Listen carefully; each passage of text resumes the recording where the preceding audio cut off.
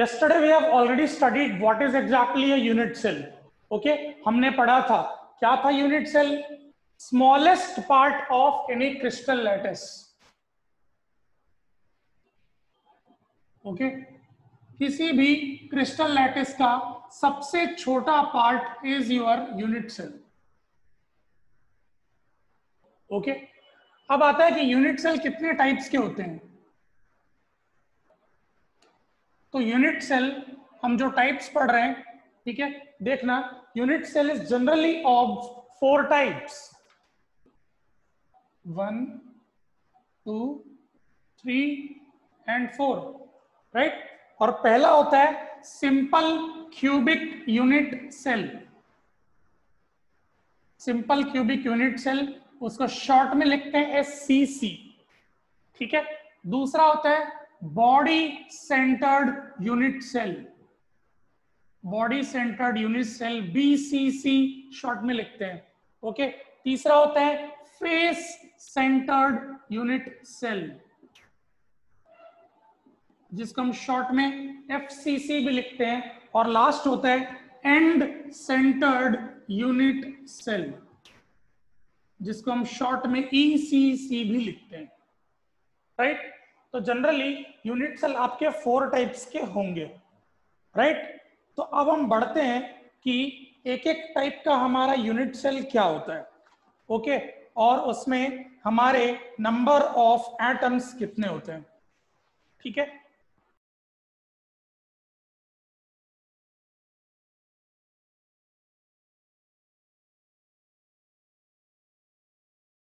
तो अब हम डिटेल में पढ़ने वाले हैं सिंपल क्यूबिक यूनिट सेल के बारे में, जो कि SCC कहलाता है, ठीक है. और अगर मैं इसका डायग्राम बनाऊं तो इसका डायग्राम देखो कैसा बनता है. मैं अभी क्यूब ड्रॉ कर रहा हूं ना, I am drawing a cube.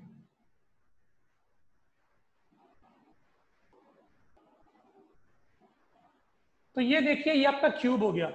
Okay, इस पर्टिकुलर क्यूब में ये जो 8 कॉर्नर्स है, corner number 1, number 2, number 3, number 4, 5, 6, 7 and 8. Okay, ये याद रखो, सिंपल क्यूबिक में आपके 8 कॉर्नर्स होते हैं और इन्हीं को हम लैटिस पॉइंट्स बोलते हैं. They are lattice points. Okay, and they consist of 8 corners. Okay, particles are present at the corner of a cell. Particles हमेशा सेल के कॉर्नर में प्रेजेंट रहते हैं, ठीक है. तो अगर आप पार्टिकल्स को देखोगे तो आपके टोटल नंबर ऑफ पार्टिकल्स कितने हो गए, कितने पार्टिकल्स हो गए? 1, 2, 3, 4, 5, 6, 7, 8. तो टोटल 8 कॉर्नर्स है. तो 8 कॉर्नर्स में आपके 8 टोटल लैटिस पॉइंट्स है, राइट. तो total number of lattice points is 8, right.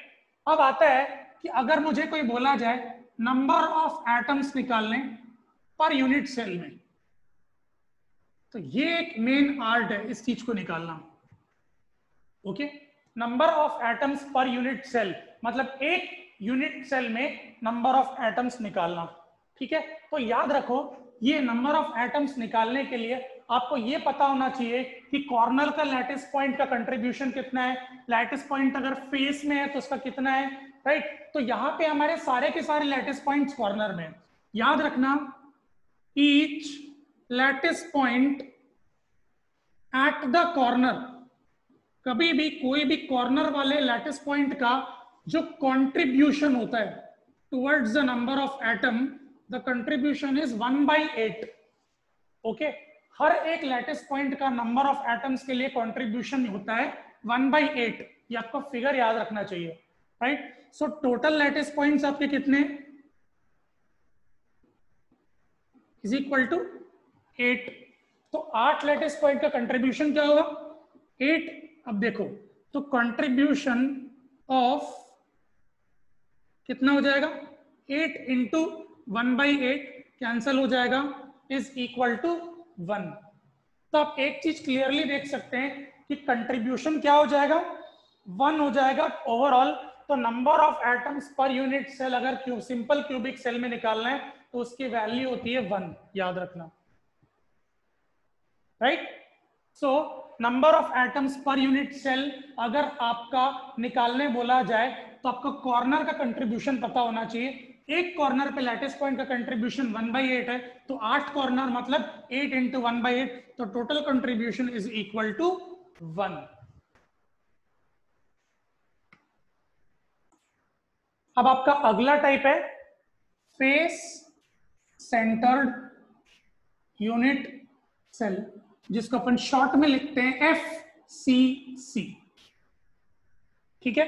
अब देखो, अगर डायग्रामेटिकली जाओगे तो फेस सेंटर्ड का मतलब ये होता है कि कॉर्नर में जो लैटिस पॉइंट्स है वो तो होंगे ही, उसके साथ साथ हर एक फेस में भी एक एक लैटिस पॉइंट होगा, ठीक है।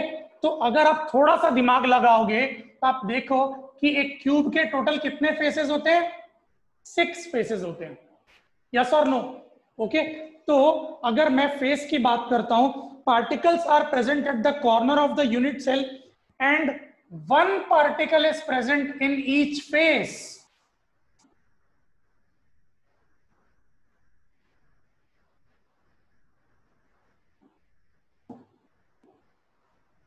ओके, तो एक चीज समझ जाओ कि टोटल नंबर ऑफ पार्टिकल्स जब मैं काउंट करूंगा तो कॉर्नर में टोटल नंबर ऑफ पार्टिकल्स हो जाएंगे 8, और अगर मैं फेस में total number of particles count करूं तो 6, राइट। और डायग्राम में कैसे बताऊं, देखो ये एक ऊपर वाला फेस, ये एक बाजू वाला फेस, ये आजू वाला फेस, ये नीचे वाला फेस, 4 पार्टिकल हो गए। उसके बाद सामने वाला फेस, 3D स्ट्रक्चर देखो, सामने वाला फेस, उसके बाद पीछे वाला फेस, राइट। तो इतने पार्टिकल्स हो गए, यस, फेस सेंटर्ड। अब अगर आता है कि number of atoms per unit cell कैसे निकालना है, तो देखो भाई, नंबर ऑफ एटम्स के लिए आपको कॉर्नर में तो सेम चीज है कि each lattice point at the corner का कंट्रीब्यूशन होता है 1/8। बस आपको फेस का भी याद रखना होगा कि कंट्रीब्यूशन क्या होता है, ठीक है। और each lattice point at the face is, उसका कंट्रीब्यूशन जो होता है दैट इज इक्वल टू 1/2, ये याद रखना। फेस में जो भी लैटिस पॉइंट होता है उसका कंट्रीब्यूशन होता है 8, ठीक है। तो अगर मैं टोटल कंट्रीब्यूशन की बात करूं तो देखो, टोटल कंट्रीब्यूशन क्या होगा, 8 कॉर्नर है तो 8 इंटू 1/8 प्लस 6 फेसेस है तो 6 into 1/2, that is equal to 8 और 8 1 हो जाएगा, 2 1 जार, 2 3 जार, 1 + 3, तो टोटल नंबर ऑफ एटम्स हो जाएगा 4। तो 4 atoms are present in the face centred unit cell. तो आपका तीसरा टाइप है बॉडी सेंटर्ड यूनिट सेल, जिसको शॉर्ट में लिखते हैं BCC, ओके।